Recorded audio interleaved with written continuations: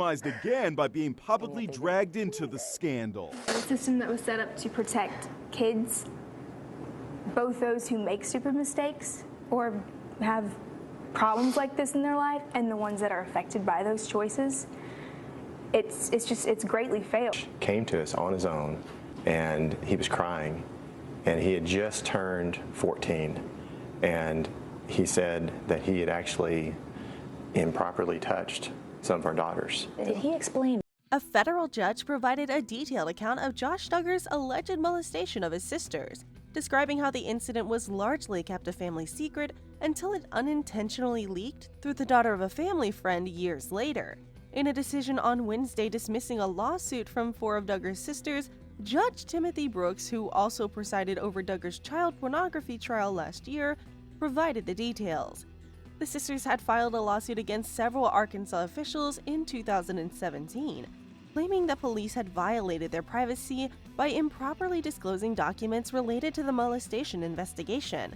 So, keep watching until the very end to find out. Hello and welcome to yet another amazing video from the Gossip Gush channel. We'll talk about the strange reason Michelle Duggar made Josh confess to his molestation scandal in this video. To ensure you don't miss any of our upcoming videos, ring the bell and subscribe to our channel first. Let's start this now.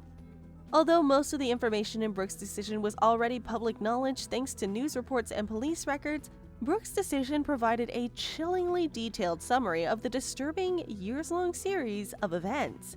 Brooks began by stating that between March 2002 and March 2003, when he was 14 and 15, their brother Joshua abused their sisters sexually, according to the 4 Duggar sisters.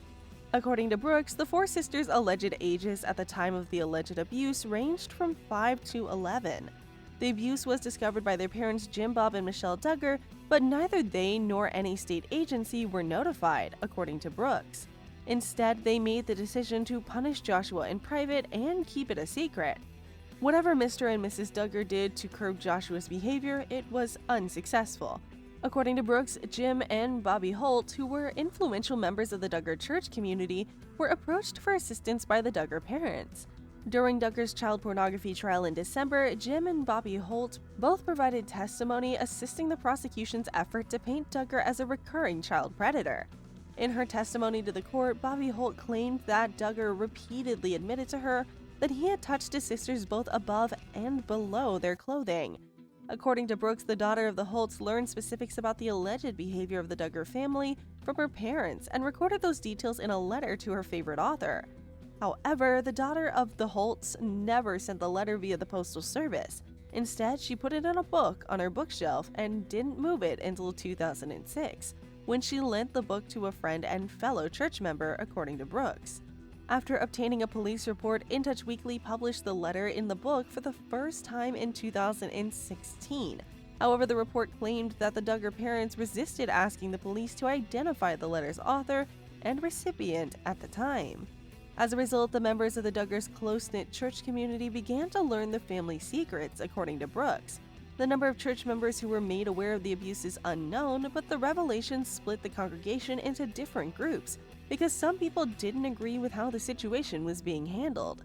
Officials in Arkansas and Oprah Winfrey's production company were informed by anonymous tippers. In December 2006, the hotline for the Arkansas Department of Human Services finally heard the news. The 2 tips were given to the hotline, one by an unidentified caller and the other by a producer at Oprah Winfrey's production company, Harpo Studios. The Duggar family was scheduled to appear on Oprah Winfrey's show, but Brooks' decision stated that the tip-off sent to Harpo Studios warned that the family was not what they seemed to be, and that they should be avoided. The Springdale Police Department launched an investigation on the same day that Harpo Studios contacted the Arkansas Department of Human Services. Duggar, who was found guilty of possessing child pornography in December, was never prosecuted for his alleged behavior with his sisters. The Duggar sisters were never removed from the family home, Brooks added in his ruling. The accusations against Duggar weren't made widely known until 2015, when In Touch Weekly published a story about the 2006 police probe. Since then, the Duggar family has come forward to publicly deny the allegations.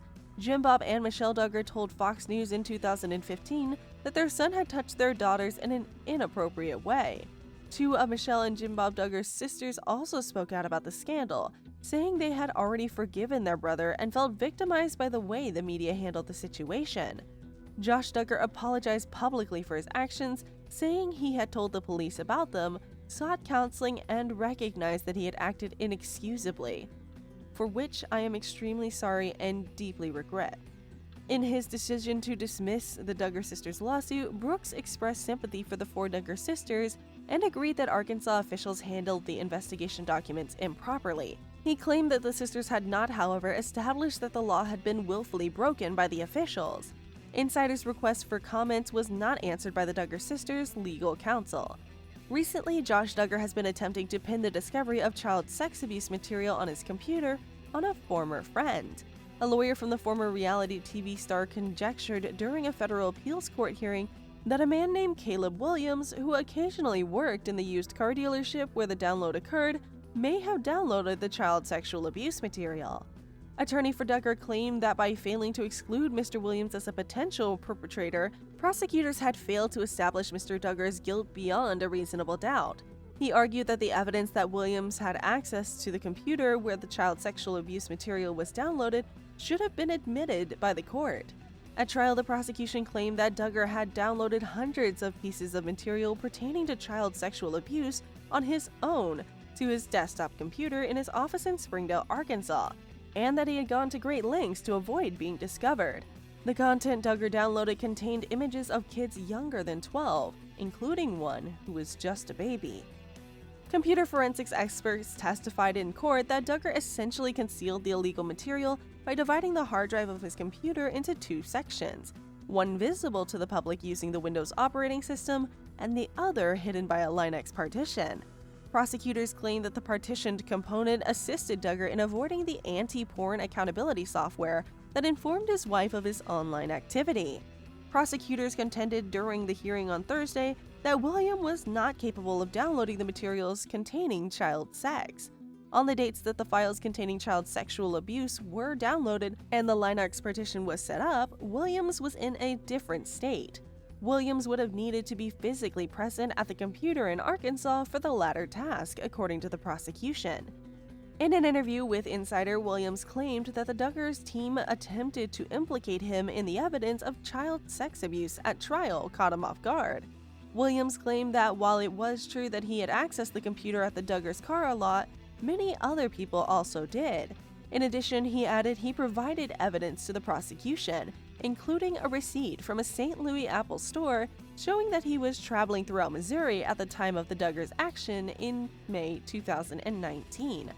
Williams claimed he believed Duggar's team had been attempting to use him as a scapegoat and had singled him out because of his prior conviction for a sexual offense. According to court records, Williams admitted to aggravated criminal sexual assault of a minor and was given a 62-day prison term in 2020. "I feel irritated. I'm in pain. It hurts a great deal," Williams said. "And I sometimes have to check myself and not be angry. And I hope Duggar gets professional help for his sexually deviant behavior." But he added, "I'm not going to sit here and let him control my life either. He committed some really bad crimes." Additionally, Duggar's legal team argued on Thursday that the child pornography conviction should be overturned because federal agents who carried out the car dealership's search warrant in 2019 physically took Duggar's phone from his hand, denying him the opportunity to contact his attorney. Duggar responded to numerous inquiries from the federal agents as they carried out the search warrant, once inquiring whether anyone had been downloading child pornography nearby, a remark that was later used against him in court. Duggar was explicitly told he was free to leave the scene and was not required to speak to the agents, but he did so voluntarily, according to the prosecution. When the three-judge appeals court panel will make a decision regarding Duggar's request to have his conviction overturned is unknown. What do you think about this? Fill out the space provided below with your comments. Please like, comment, and share this video if you found it entertaining. Until the next video, take care.